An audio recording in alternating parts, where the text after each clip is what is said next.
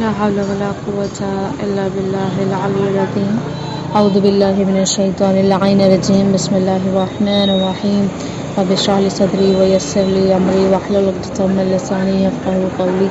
اللهم صل على محمد وعلى محمد وعجل فرجهم. قرآن عزیزان السلام علیکم ورحمۃ اللہ وبرکاتہ. آج جو ہے درس تفسیر قرآن آغاز کرتے ہیں. اس کی سورہ جو ہے ہماری سورہ علق ہے کہ یہ سورہ میں سورہ میں واجب سجدہ ہے. اس سورہ میں 30ویں پارے کی سورہ ہے، 19 آیتوں پر مشتمل ہے، اور قرآن کریم میں وہ جو 4 سورہ جس میں سجدہ واجب ہیں ان میں سے یہ ایک سورہ ہے، اور باقی جتنے سجدے آئے ہیں قرآن مجید میں ان 4 کے علاوہ سارے کیا ہیں؟ مستحب ہیں.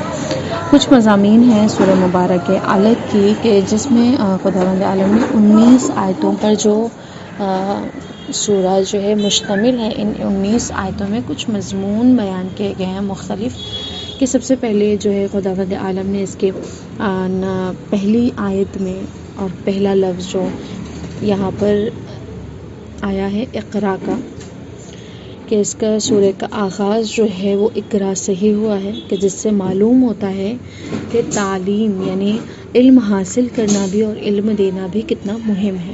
خوب اس کی اہمیت کو بیان کیا گیا.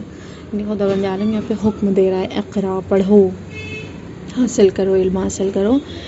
کہہ رہے ہیں کہ اس سورے میں قلم کی بھی اہمیت بتائی گئی ہے. کیوں؟ کیونکہ خداوند عالم نے یہاں پر جو قلم لفظ قلم استعمال کیا ہے کہ میں نے تمہیں تعلیم دیا ہے، کس کے ذریعے سے؟ قلم کے ذریعے سے. یعنی یہاں پر قلم کی بھی کیا ہے؟ امپورٹنس بتائی گئی ہے. اس سورہ میں پیغام دیا جاتا ہے کہ انسان جب مالدار ہوتا ہے تو وہ سرکش بھی ہو جاتا ہے. یعنی بہت سارے ایسے پولدار اور ثروت مند لوگ ہوتے ہیں کہ جو جب مال کے پیچھے بھاگنے لگتے ہیں تو وہ انسان سرکش ہو جاتا ہے. کیوں؟ کیونکہ مادیات جو ہے انسان کی زندگی میں خاریاں لاتی ہیں.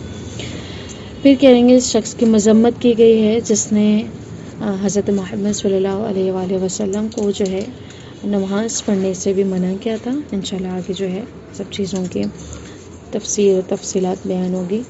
پھر یہ ہے کہ وہ لوگ کہ جو دردناک عذاب کی طرف، یعنی وعدہ کیا گیا ہے کہ انہیں دردناک عذاب دیا جائے گا جو برے کام کرتے ہیں اور جو ہدایت گر نہیں ہوتے، ہدایت پانے والے نہیں ہوتے، نیک کام سے دوسروں کو بھی روکتے ہیں.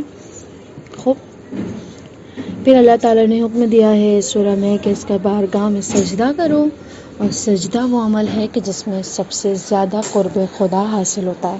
یعنی سارے عمل جتنے بھی انسان نیک کام انجام دیتا ہے، ان ساروں میں سب سے زیادہ خداوند عالم سجدہ کرنے کے وقت اپنے بندے سے قریب ہوتا ہے. خوب اس کی کچھ فضیلتیں بیان کی گئی ہیں کہ رسول خدا نے ارشاد فرمایا ہے کہ جس شخص نے اس سورہ کی تلاوت کی ہے گویا وہ ایسا ہے کہ تمام مفصل سوروں کی تلاوت کی. یہ خود تو سورہ یعنی چھوٹا سا سورہ ہے، 19 آیتوں پر مشتمل، وہ بھی آیتیں بہت چھوٹی چھوٹی ہیں، چھوٹا سا سورہ ہے، لیکن اگر کوئی اس کی تلاوت کرے گا تو وہ ایسے ہے جیسے تفصیل کے ساتھ، یعنی جو بڑی بڑی سورہ ہیں ان سورہ کو گویا اس نے تلاوت کی ہے. خوب پھر کہہ رہے ہیں کہ روایتوں میں آیا ہے کہ جو شخص بحری سفر میں ہو اور اس سورہ کو پڑھے گا تو غرق ہونے سے محفوظ رہ جائے گا، اور اگر اسے کسی خزانے کے دروازے پر چڑھا دیا جائے تو خزانہ ہر آفت و چوری سے محفوظ رہے گا.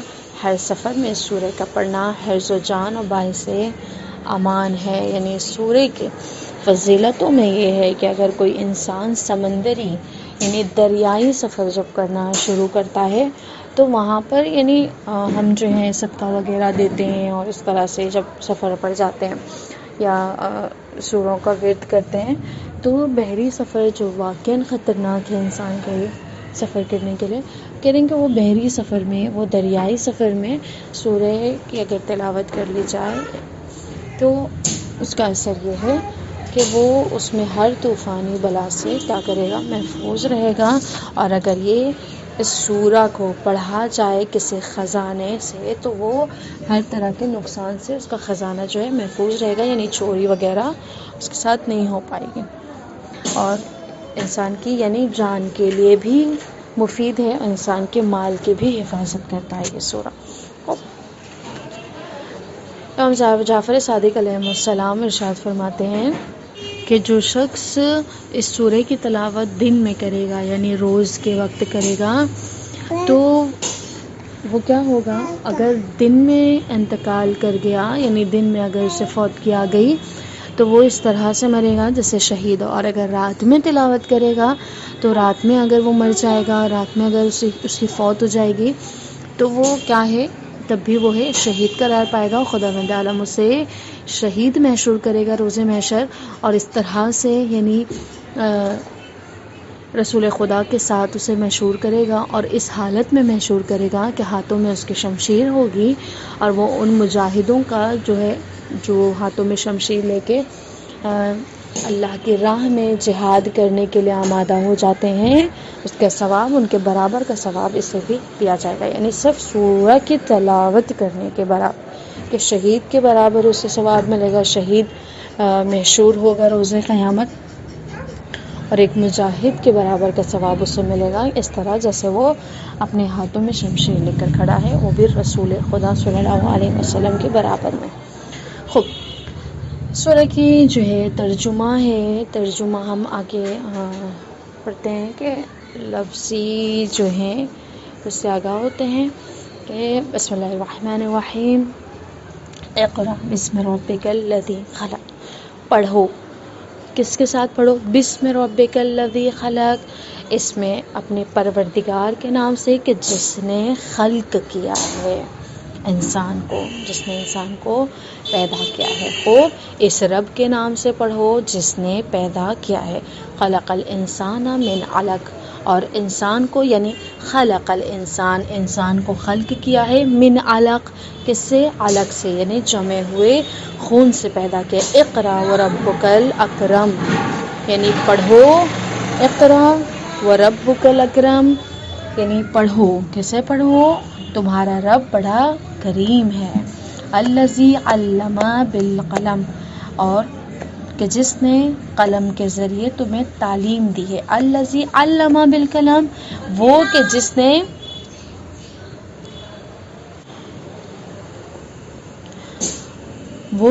نے تعلیم دی ہے، کس کے ذریعے؟ قلم کے ذریعے. آپ نے پہلے سنا کہ قلم کی اہمیت پروردگار عالم نے ہمارے نزدیک بنائی ہے.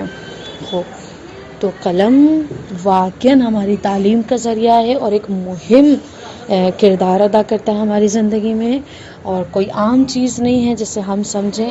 لیکن جائے تاسف یہ ہے کہ واقعاً ہمارے ہاتھوں میں قلم ہوتی ہے، یعنی کسی بھی اعتبار سے، صرف پین کی بات نہیں کریں، پینسل ہو، پین ہو، جو بھی لکھنے کا ذریعہ ہمارے ہاتھوں میں ہوتا ہے، واقعاً اس کی قدر کرے انسان اور اس کی اہمیت کو سمجھے اور اس کی واقعاً اسے عزت کرے.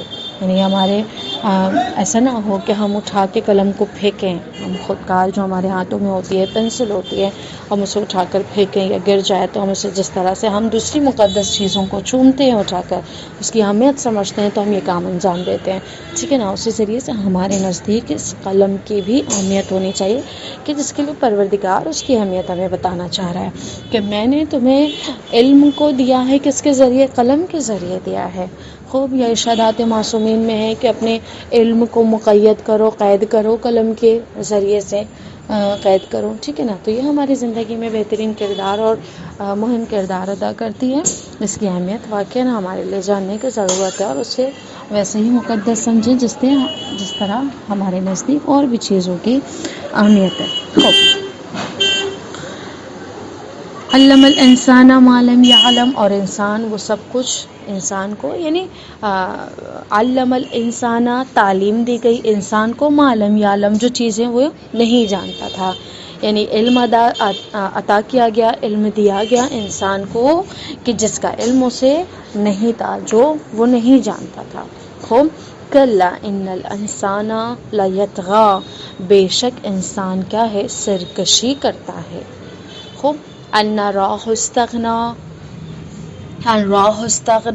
کہ اپنے کو بے خیال اور بے نیاز کرتا ہے. خوب، بے نیاز خیال کرتا ہے، یعنی انسان اپنے آپ کو ایسے کرتا ہے، یعنی سرکشی میں آ جاتا ہے، مال و دولت کے پیچھے، مادیات کے پیچھے جب انسان چلا جاتا ہے تو وہ سوچتا ہے کہ وہ کسی بھی اعتبار سے کسی چیز کا محتاج نہیں ہے، اور وہ اپنے آپ کو سوچتا ہے، یہ خیال کرتا ہے کہ وہ بے نیاز ہو گیا ہے، اسے نہ کسی چیز کی ضرورت ہے اور نہ ہی کسی شخص کی ضرورت ہے۔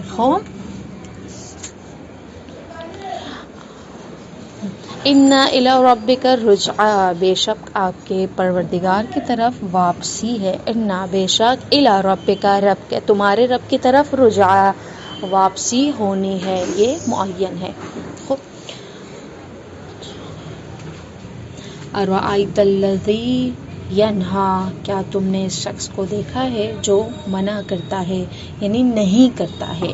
ارأیت، کیا تم نے دیکھا، الذی، اس شخص کو، ینہا، کہ جو منع کرتا ہے، کس سے منع کرتا ہے، عبدن، خوب، یعنی نہیں کرتا ہے اچھی چیزوں سے، جیسے آپ نے اوپر پڑھا کہ دوسروں کو بھی کیا ہے، نیک کاموں سے انجام دینے والے ہوتے ہیں کچھ لوگ۔ خوب، عبدن اذا صلی، بندہ خدا کہ جب وہ نماز پڑھتا ہے۔ خوب، ارأیت ان کان علی الہدی، کیا تم نے دیکھا ہے کہ اگر وہ بندہ ہدایت پر ہو، او امر بالتقوی، یا تقوی کا حکم دے تو روکنا کیسا ہے، ارأیت ان کذب وتولی، کیا تم نے دیکھا ہے کہ اگر اس کا کافر نے جھٹلایا اور منہ پھیر لیا، اس کافر نے جھٹلایا اور منہ پھیر لیا اس سے۔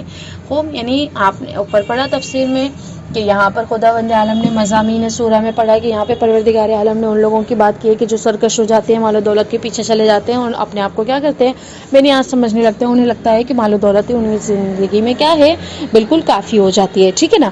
اب آگے جب ہم نے پڑھا مضامین میں تو یہ بھی ہے کہ وہ لوگوں کے لیے خداوند عالم نے جو ہے مثلا جو ان کو انذار کیا ہے، ڈرایا گیا ہے، ان کے لیے عذاب کا وعدہ کیا ہے۔ کون لوگ ہیں یہ لوگ کہ جو نماز پڑھنے والے کو روکتے ہیں۔ یہاں پر نماز پڑھنے والے سے مراد خود حضرت محمد صلی اللہ علیہ وآلہ وسلم ہے، اللہ کے رسول ہے، کہ لوگ کیا کرتے تھے، یعنی کچھ لوگ ایسے تھے، کوئی ایسا تھا کہ جو رسول کو بھی نماز پڑھنے سے، یعنی نیک کام ہے وہ، اسے روکتا تھا۔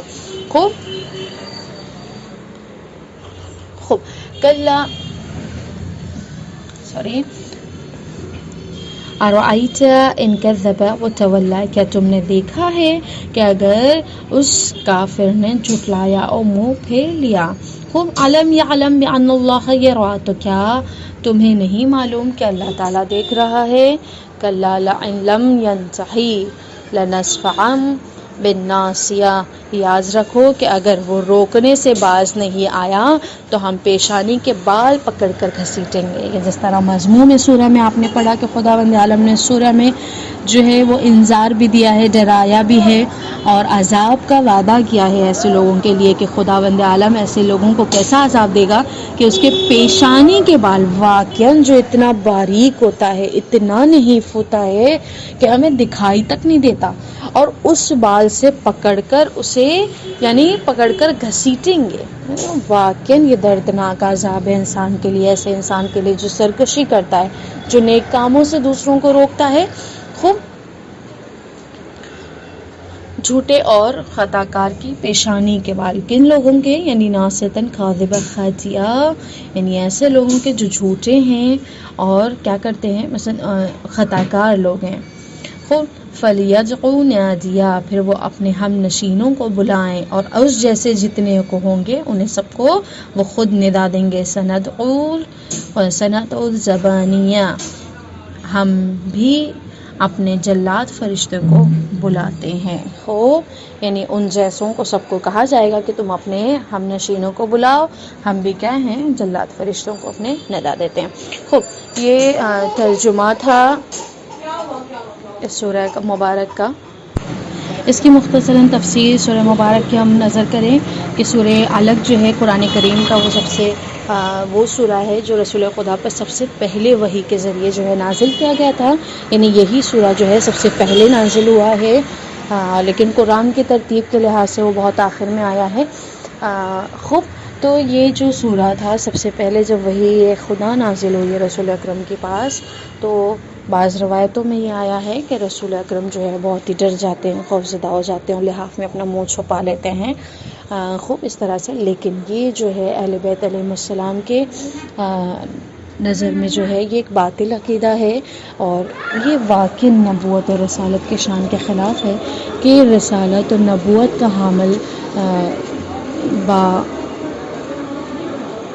بعضمت شخصیت اس کام کو انجام نہیں دے سکتی کہ وہ یہ خدا سے خوف زدہ ہو کر کیا ہو جائے، ڈر کر جو ہے وہ چھپ جائے. حالانکہ اصل جو ہے روایت یہ ہے کہ جب آپ نے پہلی مرتبہ جب جناب جبرائیل نازل ہوئے تھے، وہ یہ خدا جب نازل ہوئی تھی تو آپ کو نظر نہیں آ رہے تھے وہ، ٹھیک ہے نا. اور جب آپ عبادت الہی سے فارغ ہو کر اپنے گھر تشریف لے کر آتے ہیں تو آپ اپنی زوجہ سے جناب خدیجہ سلام اللہ علیہ سے یہ اس بات کا ذکر کرتے ہیں تو وہ آپ کو کہتی ہیں کہ آپ چون امین ہیں، آپ صادق ہیں، سچ کہنے والے، امانت دار ہیں. اسی لیے اللہ کا خصوصی کرم ہے آپ کے اوپر کہ اس نے اپنی وحی کو آپ کے اوپر نازل کیا ہے. تو یہ ہوا ہمارا آج کا درس. اس درس سے کچھ سوالات آپ لوگوں کی خدمت میں کہ سب سے پہلا سوال یہ کہ سورہ علق میں جو سجدہ آئے سجدہ جو آئے نازل ہوئی ہے وہ سجدہ واجب ہے یا مستحب. خوب.